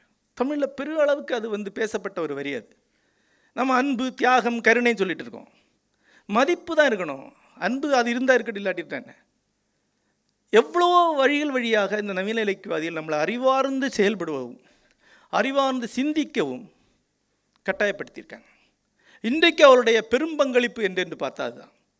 இன்றைக்கும் ஜெயமோகன் ஜெயகாந்தனுக்கு எதுக்கு கடமைப்பட்டிருக்கேன்னா மூளைக்கு தான். மூளையோட கூர்மையை தீட்டி கொடுத்தவருங்கிறதுக்காக தான். அதை ஒருபோதும் கைவிட முடியாது. ஆனால் அதுக்கு அப்பால் ஒரு இடம் இருக்குது. அதை வந்து சப்ளைம் என்று நவீன இலக்கியத்தில் சொல்வார்கள். தமிழ் அதை தோராயமாக உன்னதம் என்று மொழிபெயர்த்திருக்கிறார்கள். சப்ளைம் என்று சொல்வது என்னவென்றால் தர்க்கத்துக்கு மீறின தூய உள்ளுணர்வால் மட்டுமே சென்றடையக்கூடிய தியானாத்மகமான வேறொன்று, தர்க்கபூர்வமாக சென்றடையதற்கு அப்பால் இருக்கக்கூடிய ஒரு பரத்தல் இருக்குது. அதன் வழியாக சென்றடையக்கூடிய ஒரு விஷன். இந்த விஷனை இந்த தர்க்கம் எந்த அளவுக்கு வலுவாகுதோ அந்த அளவுக்கு இல்லாமல் ஆகிடும். நித்திய சைதன்யதியை வந்து ஒரு பேராசிரியர் பார்க்க வர்றார். என்னுடைய குரு சாமியார் அவர்கிட்ட வராரு. அப்போ நித்யா சொல்கிறாரு, அவர் நிறைய பேசுகிறார். பேசி நித்யா சொல்கிறாரு, எத்தனை கொல்லா இதற்கு படிச்செடுக்கான் அப்படின்னாரு. வேதாந்தம்லாம் நிறைய பேசுகிறாரு. குரு, நான் 16 வருஷமாக இதெல்லாம் படிச்சுட்ருக்கேன், 32 வருஷம் இதெல்லாம் மறக்கிறதுக்கு, அதுக்கப்புறம் தான் நாம் ஆரம்பிக்க முடியும், சரியா அப்படின்னாரு. எதுக்கு சொல்கிறேன்னா, இவ்வளோ படிக்கிற வழியாக நீங்கள் தடை பண்ணக்கூடிய ஒன்று இருக்குது. இவ்வளவு தர்க்கபூர்வமாக இருக்கிற வழியாக நீங்கள் இழக்கக்கூடிய ஒன்று இருக்குது. அதைத்தான் நாங்கள் சப்ளைம்னு சொல்கிறோம், அல்லது உச்சம், உன்னதம். அது பல்வேறு வார்த்தையில் சொல்லப்பட்டது. ஒரு தெய்வம் ஏறி வந்த ஒருவனுடைய வெறியாட்டு, ஒரு சன்னதம் போல வெளிப்படக்கூடியது. ஒரு பித்தன்லையும் ஒரு மது அடிமையிலையும் ஒரு விதமான மயக்க நிலையில் வெளிப்படக்கூடிய ஒரு உச்சம். நீங்கள் எவ்வளவு கைவிளக்கு அடித்து பார்த்தாலும், அறிவின் கைவிளக்கு எவ்வளோ அடித்து பார்த்தாலும் நீங்கள் பார்க்குறதுக்கு ஒரு எல்லை இருக்குது. ஏன்னா எங்கே அந்த வெளிச்சம் விழணும்னு நீங்கள் தான் முடிவு பண்ணுவீங்க. ஆனால் மின்னலில் நீங்கள் பார்க்குறது நீங்கள் முடிவு பண்ணுறதில்ல, அது எது காட்டுதோ அதுதான். அந்த சப்ளைம், அந்த மின்னல் உங்கள் கைவிளக்குனால் இல்லாமல் போகும். நவீன இலக்கியத்துடைய மிகப்பெரிய குறைகளில் 4வதாக இருக்கிறது வந்து இந்த அம்சம்தான். இந்த சப்ளைம் வந்து தடுக்கப்படுகிறது. சப்ளைம் வந்து எல்லைக்குட்படுத்தப்படுகிறது. மொழியை சரியாக செதுக்கி பர்ஃபெக்டான லாங்குவேஜ் என்பது இருக்கு இல்லையா, மிகச்சரியாக தொடர்புறுத்தக்கூடிய மொழி, மிகச்சரியான மொழி என்பது பித்து நிலைக்கு எதிரானது. மிகச்சரியாக சொல்லப்பட ஒரு விஷயமே சரியில்லாமல் சொல்லக்கூடிய ஒரு விஷயத்தை இது பண்ணிடுது. ஒரு நாவலை நீங்கள் ஒரு எடிட்டர்கிட்ட கொடுத்தா அவன் முதல்ல இந்த பைத்தியக்காரத்தனத்தை எடுத்து வெளியே போடுவான். ஆனால் என்னை பொறுத்தல அதுதான் முக்கியமானது. நெடுங்காலத்துக்கு பிறகு நான் தமிழ் எழுத வரும்போது நான் சுந்தரராமசாமிகிட்ட சொன்னேன், சார் உங்களுக்கு எனக்கு முக்கியமான வித்தியாசம் இருக்குது. நீங்கள் உங்களுக்கு தெரிந்ததை எழுதக்கூடியவர், உங்களுக்கு நிறைய தெரியும், நான் எனக்கு தெரியாத எழுதக்கூடியவன். இது ஒரு வேறொரு விதமான எழுத்து முறை. அதுதான் கடந்த 50 ஆண்டுகள் உருவாகி, கடந்த 25 ஆண்டுகளில் வலுவாக உருவாகி வந்த வேறொரு எழுத்து முறை. இந்த உரையில் நான் மையமாக சொல்ல விரும்புகிறது என்ன மாற்றம் நடந்திருக்கிறதுங்கிறது தான். இந்த 4 குறைகள் இருக்கு. 4 குறைங்கிற வார்த்தையை விட எல்லைகள், லிமிட்டேஷன் சொல்வது சரியாக இருக்கும். எல்லைகள் என்றால், ஒன்று தனி மனித நோக்கு, இன்னொன்று விமர்சனம் மட்டுமேயான தன்மை, மூன்றாவதாக தனக்குள் குறுகி கொள்ளக்கூடிய தன்மை, நான்காவதாக மாற்ற முடியாத தர்க்க பார்வை அல்லது அறிவான தன்மை. இந்த 4 எல்லைகளையும் கடப்பதற்கான முயற்சி என்று தான் கடந்த 25 ஆண்டு கால இலக்கியத்தை சொல்லலாம். இந்த எல்லைகளை கடந்து விட்டோமா என்று கேட்டால், எழுதக்கூடிய எழுத்தில் ஒரு 90% கடக்காத எழுது தான். இன்றைக்கும் அந்த 4 அம்சங்களும் கொண்ட எழுத்து தான் எழுதப்படுகிறது, பாராட்டப்படுகிறது, வாசிக்கப்படுகிறது. என்றாலும் இன்றைக்குள்ள சவால் என்பது, இன்றைக்குள்ள முக்கியமான முயற்சி என்பது, இன்றைக்குள்ள முதன்மையான எழுத்தாளர்களுடைய பணியாக இருப்பது என்பது இந்த 4 அம்சத்தையும் கடப்பது தான். ஒன்று, தனி மனித அம்சம். முதல் கேள்வி, இந்த தனி மனிதன் என்பவன் யார்? ஜெயகாந்தன் என்கிற ஒரு தனி மனிதனை நம்ம பார்க்குறோம். அவர் வலிமையான ஆளுமை என்பதனால் மேடையில் நீங்கள் வந்து நின்னீங்கன்னா அப்புறம் நீங்கள் கண் அவர்கிட்ட எடுக்க மாட்டீங்க. நான் வந்து ஒரு 22 வயதில் ராமசாமி கூட ஒரு பெண்கள் கல்லூரிக்கு போனேன். மேடையில் அவர் 2 பேசுகிறாரு. நான் கீழே உட்காந்து பார்த்தா சுமார் 400 பெண்கள் விழிமையாக அவளை பார்த்துட்ருக்காங்க. கொலை வெறி அடைஞ்சிட்டேன் அன்னைக்கு. ஆனால் அது ஒரு ஆளுமை, ஒரு பர்சனாலிட்டி. ஜெயகாந்தனுக்கு அந்த தன்மை இருந்தது. ஆனால் அது யார்? அவருடைய கருத்துக்கள், அவருடைய தனி மனிதன் நீங்கள் உடைச்சு பார்த்தீங்கன்னா சில சிந்தனையாளர் உங்களுக்கு வருவாங்க. ஒன்று மார்க்ஸ் வருவார். மார்க்சியம் இல்லாத ஜெயகாந்தன் கிடையாது. ஜெயகாந்தன் சொன்ன அனைத்துக்கு அடியில் மார்க்சிய தரிசனம் இருக்குது. மார்க்சிய தரிசனத்தை அவருக்கு அளித்த ஆர்.கே. கண்ணன், பழைய எஸ். ராமகிருஷ்ணன், பாலதண்டாயுதம் போன்ற முன்னோடிகள் இருக்கிறாங்க இல்லையா? அப்புறம் அவர் வாசித்து அறிந்த பாரதி இருக்கிறார். பாரதிக்கு நிகராகவே தாயுமானவரும் வள்ளலாறு அவர்கிட்ட உண்டு. அப்புறம் திருவள்ளுவர். இவர்கள் எல்லாம் சேர்ந்து உருவான ஒரு ஆளுமையை தான் நீங்கள் ஜெயகாந்தன் சொல்கிறீங்க இல்லையா? இந்த கெமிக்கலை எடுத்துக்கொள்ள ஆய்வகத்தில் கொடுத்தா அவங்க ஒரு 15 20 காம்பவுண்டாக பிரித்து கொடுத்துருவாங்க. அப்போ தனி மனிதன் என்பவன் இது அல்ல. தனி மனிதன் ஒற்றை குரலாக இருந்தால் கூட நீங்கள் அது பல்வேறு குரல்களுடைய ஒரு தொகுப்பு தான். சுந்தரராமசாமி போனாலும் அதே மார்க்ஸ் தான் இருக்கிறாங்க. மேலதிகமாக சுந்தரராமசாமியோட ஜெயகிருஷ்ணமூர்த்தி இருப்பார். மேலதிகமாக அசோகமுத்திரட்ட சில அமெரிக்க சிந்தனையாளர்கள் இருப்பாங்க. அயன் ராண்டுடைய செல்வாக்கு இருக்கும். இப்படி தான் வந்து இது தனி மனிதல் என்பவர் தனி மனிதல் அல்ல. அது வந்து ஒரு தொகுப்பு அடையாளம் தான். ஒரு குறிப்பிட்ட காலகட்டத்தில், ஒரு குறிப்பிட்ட வரலாற்று சந்தர்ப்பத்தில் ஒன்றாக சேர்ந்த பல குரல்களின் தொகுப்பை தான் ஒரு தனி குரலாக நீங்கள் சொல்லிட்டு இருக்கீங்க. இங்கே ஒரு விஷன் சேர்ந்த 25 ஆண்டுகளில் உருவாகிருக்கு. இண்டிவிஜுவல் கிடையாது. இதைத்தான் வேறு வார்த்தைகளில் டெத் ஆஃப் தி ஆதர் அப்படின்னு சொல்கிறாங்க. ஆசிரியன் இறந்து விட்டார் வரி நீங்கள் கேள்விப்பட்டிருப்பீங்க. ரோலான் பார்த் என்கிற மொழியியல் அறிஞருடைய வரி அது. அவர் டெத் ஆஃப் தி ஆதர்ங்கிற ஒரு புத்தகம் எழுதியிருக்கிறார், ஒரு நீண்ட கட்டுரை எழுதியிருக்கிறார். அந்த கட்டுரை ஒரு காலத்தில் நான் மொழிபெயர்த்திருக்கிறேன்.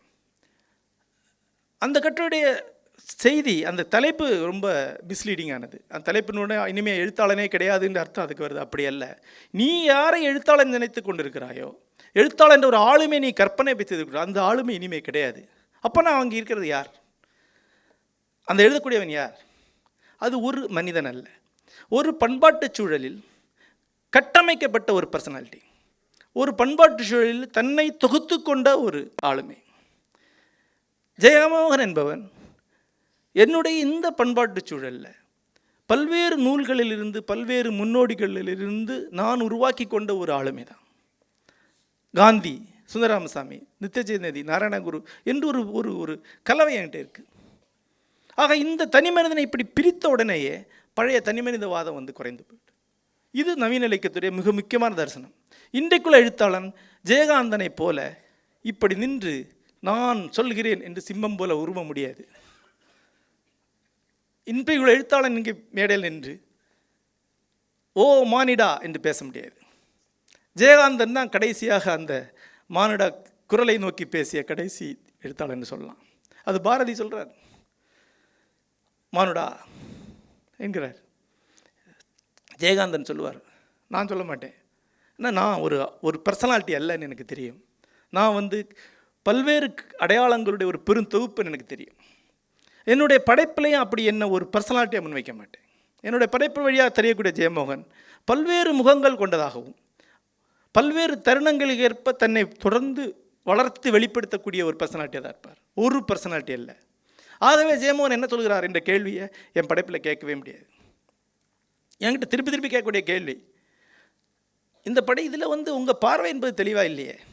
நான் சொன்னேன், உங்கள்கிட்ட ஒரு படைப்பு இருக்குங்க, இதுலேருந்து உங்கள் பார்வை நீங்கள் உருவாக்குங்க. ஆகவே நான் இதை சொல்கிறேன் அண்ணா. என்கிட்ட வந்து கல்லூரியில் கூட ஒரு முறை கேட்டாங்க, விஷ்ணுபுரம் நாவல் வந்திருக்கப்போ.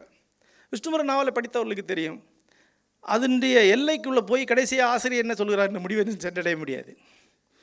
அப்படி யாராக கண்டடைந்தால் அதை உடனடியாக எனக்கு தெரியப்படுத்துங்க என்று கேட்டுக்கொள்கிறேன். அப்போ ஒருத்தருக்கு எழுந்து கேட்குறார், ஐயா விஷ்ணுபுரம் நாவலின் மைய கருத்து யாது? ஒரு பேராசிரியர். நான் சொன்னேன், மையக்கருத்தில் ஒன்று இருந்தால் நான் அதை ஒரு போஸ்ட் கார்டில் தான் எழுதியிருப்பேன் வழியே, உங்களுக்கு இவ்வளோ பெரிய நாவல் எழுதியிருக்க மாட்டேன். அதை ஒரு போஸ்ட் கார்டு எழுதி உங்களுக்கு அனுப்பிச்சிருப்பேனே. அப்படி இல்லை.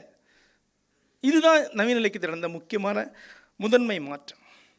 ரெண்டாவது மாற்றம் என்பது விமர்சனம் மட்டும் முன்வைக்கிறதல்ல, மாறாக ஆல்டர் ரியாலிட்டியை உருவாக்குறது, இன்னொரு வரலாற்றை உருவாக்குவது. வரலாற்று மேலே விமர்சனத்தை முன்வைக்கிறதல்ல, சமானமான இன்னொரு பார்வையில் ஒரு முழு வரலாற்றை உருவாக்கி காட்டுவது. உலகம் முழுக்க பெரும் படைப்பில் அதை செய்து.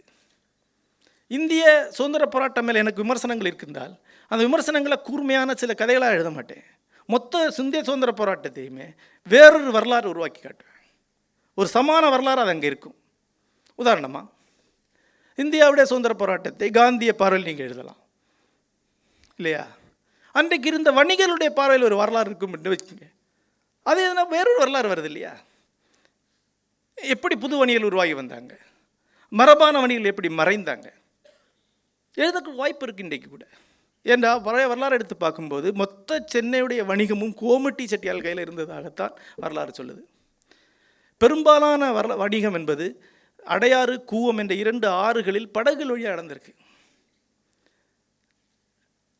கோல்ட் என்கிற கவர்னர் சென்னையை ஆண்ட போது தான் கோமட்டி செட்டியாருடைய அந்த அந்த ஹெகிமோனி, அந்த மேலாதிக்கத்தை உடைச்சார், இல்லாமல் பண்ணி நாட்டுக்கோட்டை செட்டியாரில் உள்ள கொண்டு வரார். வெவ்வேறு ஆட்களை உள்ள கொண்டு வந்து அந்த ஒற்றை ஆதிக்கத்தை இல்லாமல் பண்ணுறார். இப்படி மொத்த சென்னையுடைய விடுதலை போராட்ட வரலாறை வேறு குணத்தில் எழுத முடியும். இதுதான் வந்து நவீன இலக்கியத்தில் புதிய சவாலாக இருக்குது. ஆழிச்சூழகு மாதிரி ஒரு நாவல் எப்படி வருது? நீங்கள் பார்த்த வாழ்க்கை இல்லை, நீங்கள் கரையிலிருந்து அங்கே பார்க்குறீங்க கடலை, கடலுக்குள்ளேருந்து கரையை பார்க்கக்கூடிய ஒரு வாழ்க்கை வருது. இது ரெண்டாவது மாற்றம் என்று சொல்லலாம். மொத்த பண்பாட்டையும் திருப்பி எழுதக்கூடிய ஒரு எழுத்து, மொத்த வரலாற்றையும் திருப்பி எழுதக்கூடிய ஒரு எழுத்து.